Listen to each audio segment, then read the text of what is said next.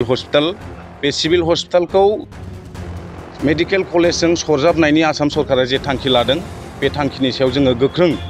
जोङो हेंथा खालामदों। हस्पिटालनि इनफ्रास्ट्राक्चार मेसिन बा बायदि बायदि डक्टरफोरखौ बेयाव शिफ्ट खालामनानै जुदि बे मेडिकेल कलेजखौ रान खालामनो नागिरदोंब्ला जों बेयाव दुलाराय बर' फरायसा आफाद आरो जों जेसेबांनाखि बेयाव दायो बाहागो लानाय आफादफोर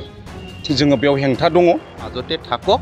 আৰু ইয়াত টাউনৰ অঞ্চলৰ যিমান আমাৰ পপুলেশ্যন আছে এখেতসকল ইয়াতে ট্ৰিটমেণ্টটো কৰিব পাৰিব।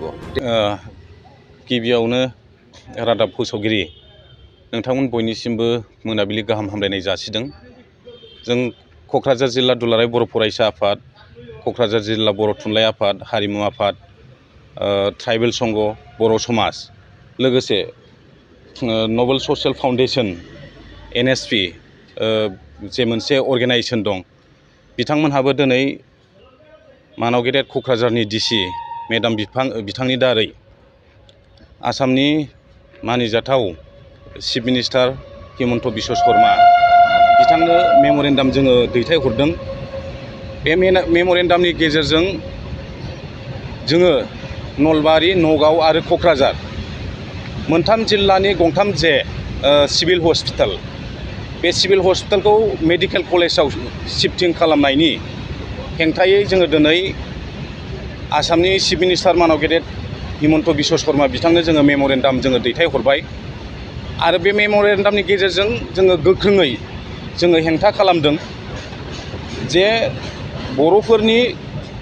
थै गोलोमदै बेजों लोगोसे जोंनि जे सारा क'क्राझार ओनसोलनि आइ आफा रायजो राजाफोरनि थाखाय सुजुग सुबिदानि थाखाय जाय गेदेमा बिथां रुपनाथ ब्रह्म बिथांनि नामै जे लुफुंजानाय सिभिल हस्पिटाल बे सिभिल हस्पिटालखौ मेडिकेल कलेजजों सरजाबनायनि आसाम सरकारा जे थांखि लादों बे थांखिनि सायाव जोङो गोख्रों जोङो हेंथा खालामदों। बेजों लोगोसे जोङो आसाम सरकारखौ जोङो खावलायगोन बिथांमोनहा मेडिकेल कलेजखौ थाबैनो बिथांमोनहा एडमिसन प्रसेसआनो जा बा बेयाव ट्रिटमेन्टनि जे प्रसेसआनो जा जेखि बिथांमोनहा बे मेडिकेल कलेजखौ रान खालामनो जे पलिसि लादों बे पलिसिनि सायाव जों बिथांमोननिसिम जोङो गोजोननाय जासिहरगोन, जों साबायखर जासिहरगोन। बेजों लोगोसे बेयाव मेडिकेल साइन्सनि थाखाय डक्टर फरायनांगौनि थाखाय बेयाव जेनाखि एडमिसन प्रक्रिया बे बिथांमोनखौ बे पलिसिखौबो बिथांमोनहा थाबैनो लाथों। नाथायबा सिभिल हस्पिटालनि इनफ्रास्ट्राक्चार मेसिन बा बायदि बायदि डक्टरफोरखौ बेयाव शिफ्ट खालामनानै जुदि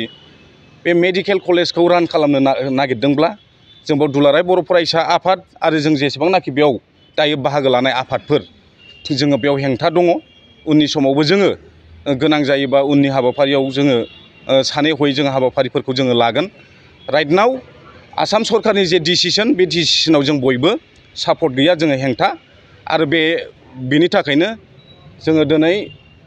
आसामनि चिफ मिनिस्टार बिथांनिसिम जोङो मेम'रेन्डाम दैथायहरदों। बे बेलायाव दायो मा बाथ्रा हाबनानै दं जोङो बेनि सायाव बिथङै जोङो मोजाङै सिङाव हाबनानै जोङो बेबायदि डिसकास जोङो खालामनाय जायाखै। न' डाउट जोङो सरकारि जे अफिसार जइन्ट डाइरेक्टर बिथांनि बाथ्राखौ जों मिथिदों, इभेन जों SOP आवबो जों नुदों। जानो हागौ काउन्सिलनि जेनाखि चिफ बिथाङा स्टेट गभर्नमेन्टजों सावरायनानै हयथ' माबाफोर खौरां मोनदों जानो हागौ। उननि समाव जोङो गासैबो बाथ्राफोरखौ मिथिगोन आरो जोङो उननि समाव जोङो गोनां जायोब्ला नांगौबायदि जोङो मिजार लागोन। गोजोन्थों। আমি ইয়াতে গোটেই সংগঠন এক হৈ কিনি আমি আমাৰ DC মহোদয়লৈ আমি এটা মেম'ৰেণ্ডাম দিছোঁ। থ্ৰু DC আমি দিছোঁ আপোনাৰ আমাৰ অসমৰ মুখ্যমন্ত্ৰী ডাঙৰীয়া তেখেতলৈ আমি এটা মেম'ৰেণ্ডাম দিলোঁ আৰু আমাৰ যোনটো মেম'ৰেণ্ডাম তাত আমি ডিটেইলছকৈ লিখা হৈছে ইয়াতে যে ইমান দিনৰ পৰা আমি Kokrajhar heart of the Kokrajhar টাউনৰ ভিতৰত এটা civil hospital that is also' 200 bedded আৰু এই চিভিল হস্পিটেলটো ইমান দিনৰ পৰা ইয়াতে আছে আৰু এইটো নামকৰণ কৰা হৈছে আমাৰ ফৰ্মাৰ কেবিনেট মিনিষ্টাৰ ৰূপনাথ ব্ৰহ্ম। তেখেতৰ নামত এইটো বহুত বছৰে বছৰে চলি আছে তে হঠাৎ এইটো যেতিয়া আমি গমটো পালোঁ যে চিভিল হস্পিটেলটো শিফ্ট কৰি এই আমাৰ বেচৰগাঁও মেডিকেল কলেজলৈ সেইটো শিফ্ট কৰি তাৰপিছত তাতে সেইটো মানে ফাংচন কৰা হ'ব তেতিয়া আমি সকলে দুখ পালোঁ দুখ পোৱা কাৰণটো হ'ল যে আমি এইটো অঞ্চলত ইমান দিনৰ পৰা বাস কৰি আছোঁ আৰু এই অঞ্চলত ইমান ওচৰত আমাৰ চিভিল হস্পিটেল আছে আৰু ইয়াৰে পৰা আপোনাৰ বেচৰগাঁও দেৱৰগাঁও এৰাউণ্ড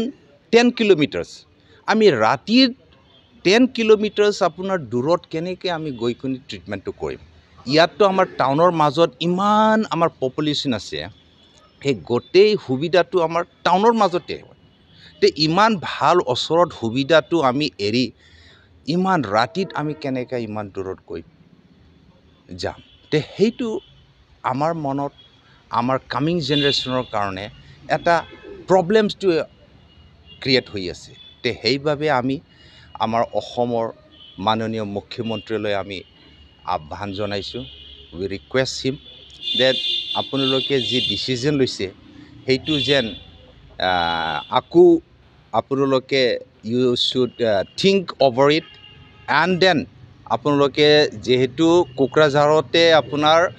এই চিভিল হস্পিটেলটো তাতে থাকক আপোনালোকে নতুনকৈ ৰিক্ৰুটমেণ্ট কৰক নতুনকৈ আপোনালোকে মেচিন আনক ডক্টৰ আনক মেডিকেল কলেজলৈ আৰু মেডিকেল কলেজটো আপোনাৰ ইয়াৰ পৰা 10 কিলোমিটাৰ দূৰত থাকিব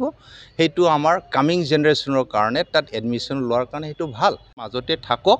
আৰু ইয়াত টাউনৰ অঞ্চলৰ যিমান আমাৰ পপুলেশ্যন আছে এখেতসকল ইয়াতে ট্ৰিটমেণ্টটো কৰিব পাৰিব তে সেইটো আমি আশা ৰাখিছোঁ আমাৰ মহোদয়লৈ আমাৰ অসমৰ মহোদয়লৈ তে আপুনি য'ত আছে আমাৰ চিভিল হস্পিটেল তাতে থাকিব দিয়ক আৰু মেডিকেল কলেজটো আপুনি অতি সোনকালে যিমান সোনকালে পাৰে আপুনি সেইটো ফাংচনটো কৰক थैंक यू गोसो गुदुं गलादारफोरनि थाखाय मोनसे मोजां खौरां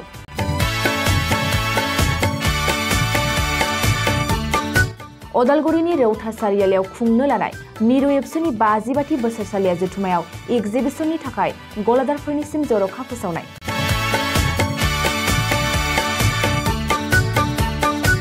फैगौ 2023 मायथाइनि 26, 27, 28 आरो 29 जानुवारियाव खुंनो लानाय मिरु एबसुनि बोसोरसालिया जथुमायावनो बायदि रोखोमनि मुवा बेसादफोरखौ दिन्थिफुंगोन एक्जिबिशन बे एक्जिबिशनावनो आबादारि हेन्डलुम टेक्सटाइल फिचारि आरो हारिमु बायदि बायदि आयदाफोरखौ दिन्थिफुंनो थांखि लादों बानजाय आफादा